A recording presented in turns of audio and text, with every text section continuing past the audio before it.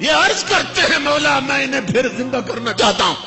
آواز آتی ہے ٹھوکر مار کے زندگی دے دے تو شریک نہیں حبیب ہے. مولا تو نے سورج ڈبو دیا میں علی کی اثر کے لیے پھر پلٹانا چاہتا ہوں. آواز آتی ہے پلٹا کے رکھ دے تو شریک نہیں حبیب ہے. مولا تو نے بے جان پتھر بنائے میں انہیں بلوانا چاہتا ہوں. آواز آئی حبیب اشارہ کر مرضی ہے کلمہ پڑھا مرضی ہے درود پڑھا تو شریک نہیں حبیب ہے. سمجھ رہے؟ اس لیے عرض کر رہا ہوں جو شریک ہے وہ صرف اپنے حصے کا مالک ہوتا ہے، جو حبیب ہے وہ سارے کا مالک ہوتا ہے. سمجھ رہے؟ امام الانبیاء کے غلاموں یہ ہے ہمارے آقا کا مقام. تو ہم کوئی گستاخ ہیں کہ حضور کو خدا کا شریک بنا دیں؟ ہم تو کہتے ہیں کہ جو اعلی حضرت نے فرمایا کہ میں تو مالک ہی کہوں گا کہ ہو مالک کے حبیب. اعلی حضرت کا کلام قرآن پاک کی تفسیر ہے، حدیثوں کی تفسیر ہے. اعلی حضرت کیا فرماتے ہیں؟ عرض کرتے ہیں میں تو مالک ہی، اے مدینے کے تاجدار میں تو مالک ہی کہوں گا کہ ہو مالک کے حبیب، کہ ہو مالک کے حبیب. کیونکہ شریک نہیں ہو حبیب ہو کس کے؟ مالک کے. اور میں مالک ہی کہوں گا کہ ہو مالک کے حبیب. اور حبیب کی پہچان یہ ہے میں تو مالک ہی کہوں گا کہ ہو مالک کے حبیب، یعنی محبوب و محب میں نہیں میرا تیرا، یعنی محبوب و محب میں نہیں میرا تیرا. کہ جب محبت ہو اور جب پیار ہو پھر محب کہتا ہے میرے حبیب یہ جو کچھ ہے یہ کیا ہوا، میں خود بھی تیرا ہوں، میری ہر شے تیری ہے. تو یہ ہے تاجدار کائنات کا مقام. تو اللہ رب العزت نے خالق کائنات خود ہے اور مالک کائنات اپنے حبیب اور اپنے مصطفیٰ صلی اللہ علیہ وسلم کو بنایا. یہی وجہ ہے امام الانبیاء کے غلاموں کہ خود امام الانبیاء نے اعلان کیا، آقا نے اعلان کیا لی وزیران فی السماء و وزیران فی الارض. امام الانبیاء نے اعلان کیا لوگوں سنو میرے دو وزیر آسمانوں میں بھی ہیں اور میرے دو وزیر زمین میں بھی ہیں. یہ حضور کا اعلان ہے کہ نہیں ہے کہ میرے دو وزیر؟ یہ نہیں فرمایا حضور نے کہ للہ وزیران کہ اللہ کے دو وزیر آسمانوں میں اور دو زمین میں، یہ نہیں فرمایا کہ للہ وزیران اللہ کے دو وزیر آسمانوں میں ہیں اور دو زمین میں. امام الانبیاء نے کیا فرمایا؟ میرے دو وزیر آسمانوں میں اور دو وزیر زمین میں. تو یہ بتائیے ایمان سے کہ وزیر کس کے ہوتے ہیں؟ بادشاہ کے ہوتے ہیں، بادشاہ کے ہوتے ہیں. اور یہ جو دو وزیر آسمانوں میں ہیں اور دو زمین میں ان کا خالق کون ہے؟ ان کا خالق کون ہے اور ان کا بادشاہ کون ہے؟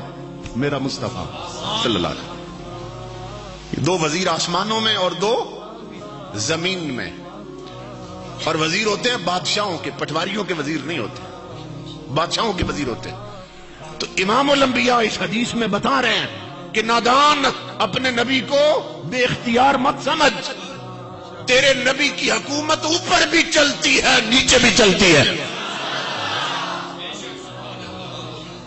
تیرے نبی کی حکومت اوپر بھی چلتی ہے نیچے بھی چلتی ہے. کیونکہ بادشاہوں کے جہاں وزیر ہوتے ہیں نا تو وہیں بادشاہ کی حکومت بھی ہوتی ہے. یہ غور سے سنیے، جہاں بادشاہ کا وزیر ہوتا ہے وہیں بادشاہ کی حکومت بھی ہوتی ہے. اب ہمارے جو بادشاہ ہیں ان کے جہاں جہاں وزیر ہیں وہاں وہاں ان کی حکومت. امام الانبیاء نے فرمایا ابو بکر و عمر میرے زمین کے وزیر ہیں. پوچھا گیا آقا کون کون سے وزیر؟ فرمایا ابو بکر و عمر صدیق و فاروق میرے زمین کے وزیر ہیں اور جبریل اور میکائیل میرے آسمانوں کے وزیر. دو وزیر اوپر ہیں اور دو، غور سے سننا، امام الانبیاء نے فرمایا ابو بکر و عمر میرے زمین کے دو وزیر ہیں اور جبریل اور میکائیل میرے آسمانوں کے دو وزیر، اور یہ فرمایا میرے وزیر ہیں،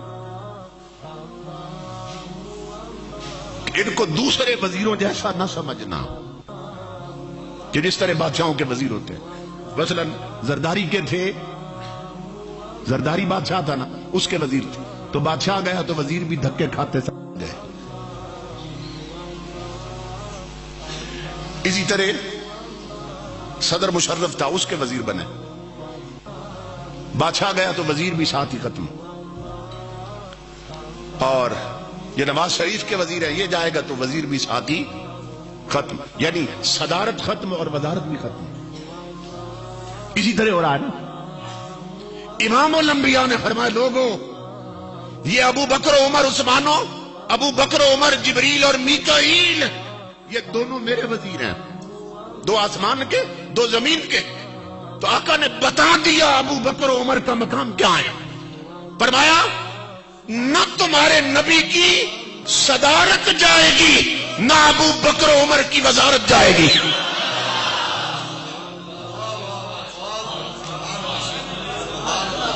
یہ مقام ہے مصطفیٰ کے وزیروں کا۔ فرمایا قیامت تک نہ تمہارے نبی کی صدارت جائے گی اور نہ میرے وزیروں کی وزارت جائے گی۔ اور یہ میں نے جان بوجھ کے کہا قیامت تک، یہ غلط ہے۔ قیامت تک حضور کی صدارت نہیں ہے، قیامت خود حضور کے دور نبوت میں آ رہی ہے، کیونکہ اس دن بھی سکہ میرے رسول کا چلے گا۔ قیامت خود تاجدار کائنات کے دامن نبوت میں آ رہی ہے۔ امام الانبیاء فرماتے ہیں اس دن آدم علیہ السلام سے لے کر عیسیٰ علیہ السلام تک ہر نبی میرے جھنڈے کے نیچے آئے گا، ہر نبی میرے جھنڈے کے سائے کے نیچے ہوگا۔ تو امام الانبیاء کے غلاموں تاجدار کائنات نے بتا دیا جب تک میری صدارت تب تک ابو بکر و عمر کی وزارت، اور دو وزیر زمین کے اور دو وزیر آسمان کے۔ اور اب یہاں ایک اور نکتہ آپ کو سمجھاؤں، وزیر اوپر والے بھی مصطفیٰ کے ہیں اور نیچے والے بھی حضور کے۔ ابو بکر و عمر بھی وزیر کس کے، اور جبریل اور میکائیل بھی وزیر کس کے، حضور کے۔ اب امام الانبیاء کے غلاموں مجھے بتاؤ آسمان کی جتنے فرشتے ہیں ان میں سب سے افضل دو کون ہیں؟ سب سے افضل کون ہے؟ جبریل اور میکائیل۔ حضور کے وزیر رب نے جو آسمانوں سے چنے وہ کون تھے؟ جبریل اور میکائیل، اور وہ تھے سب سے افضل۔ تو جس طرح میرے رب نے آسمانوں میں یار کے وزیر وہ چنے جو سب سے افضل تھے، اسی طرح زمین پر بھی میرے رب نے یار کے وہ وزیر چنے جو اصحاب رسول میں سب سے افضل تھے۔ نہیں، یہ کامن سینس کی بات ہے، عقل میں آنے والی ہے کہ جب دونوں اوپر والے بھی اور نیچے والے بھی وزیر حضور کے ہیں تو اوپر والے سب سے افضل چننے تھے اور نیچے والے کمتر چننے تھے۔ تو نیچے والے بھی میرے رب نے وہ چنے اپنے محبوب کی وزارت کے لیے جو اصحاب رسول میں سب سے افضل تھے، کیونکہ یہ بھی ایک بیماری پھیلتی جا رہی ہے، اس لیے اس کا علاج کر دیا میں نے۔ تو امام الانبیاء کے غلاموں تمہارے میرے نبی کی حکومت اوپر بھی چلتی ہے اور نیچے بھی، اور تاجدار کائنات چونکہ رب کے حبیب ہیں اس لیے اللہ رب العزت نے ہر شے کا مالک میرے رسول کو بنا دی۔ اب حکومت کا حال دیکھیے، جب غزوہ بدر ہوا نا، غزوہ بدر غالباً غزوہ بدر، آپ جانتے ہیں کہ فرشتے آئے تھے اس میں مدد کے لیے۔ تو جب جنگ ختم ہو گئی، غزوہ ختم ہو گیا، تو جبرائیل امین آئے تھے فرشتوں کی فوج لے کر مدد کے لیے۔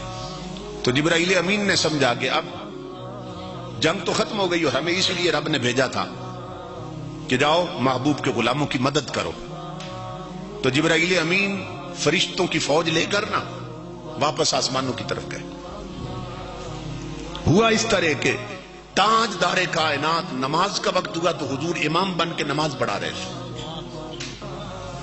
حضور علیہ الصلوۃ والسلام مصلی پہ ہیں اور پیچھے صحابہ نماز پڑھ رہے ہیں.